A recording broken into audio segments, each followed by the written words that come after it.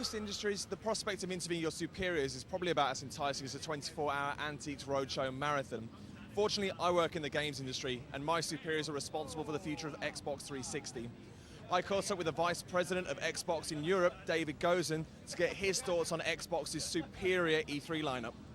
David, thanks very much for taking time to talk to us. We're really seeing the true convergence of media into one box really going to happen. Yeah, the bringing together of games and entertainment is so important, and breaking down the barriers so it's easy for people to use as well. So today, you've got an Xbox 360 in your living room, or you've got it in your bedroom. Move it to the living room, because now you truly can play games like Halo ODST coming this year, like Lips #1, like Forza 3, three fantastic games. Also, Beatles or Crackdown 2, other games coming to the platform. But then you can just, at a touch of a button, stream a movie. No disc, no download, no delay. You know, that's what this is about. It's about choice and control for consumers. And then when you finish watching your movie, you know, go on a Facebook, change your status, look at the photos that your friends have got, upload some of your favourite stills from your games to your Facebook site, and then you can post and reply and tweet to your heart's content on Twitter. It really is a seamless entertainment experience, if you like, through Xbox 360. It must be heartening to suddenly see applications that are really targeted to a European audience. So, the Sky Player, for example, I mean, what was your reaction to that when you actually saw how the Premiership matches will work in Sky Sports, utilising the Avatar Party system, and the fact that this is something that's a first for Europe before it actually hits the US or Japan? Well, clearly, Europe is a really important region for Xbox globally. And we spent a lot of time investing in Europe over the last 12, 14 months, bringing more people on board, dedicated resource, making sure that we can offer the content that our European consumer wants. And we've made some announcements this week that we're rolling out Zoom Video Store to many more markets, so Norway, Finland, Sweden, Denmark, Austria, Switzerland, all getting a video marketplace with streaming video. And we announced a great partnership with Sky here in the UK so that we can bring live TV. That's a world and industry first, through a console, live TV plus Premier League football through Xbox to our subscribers.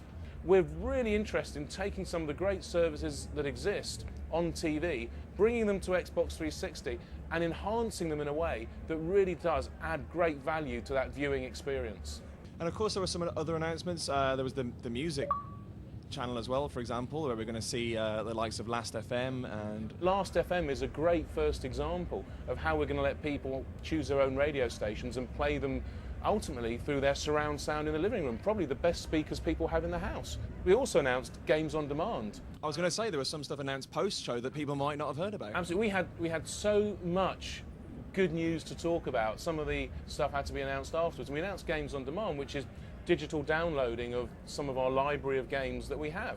Now, clearly today we work very closely with retail, and we'll continue to work with retail as the best place for all of our customers and members to buy their games. But we also know that they want more choice, more control, and digital downloading of the library and back catalogue of games is a great way for people to do that. So we announced that coming this autumn is Games on Demand. We'll start off with 30 to 35 games, first and third party games, that you'll be able to download direct to your Xbox, and then after they're downloaded, they're there for you to play with.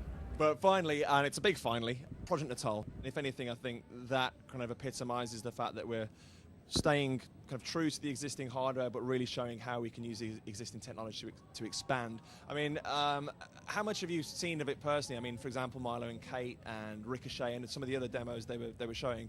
Did some of that at the show kind of come as a bit of a surprise to you even? I've played with Natal, and it truly is a game-changing experience. And what we showed at the media briefing on Monday was only part of the thinking.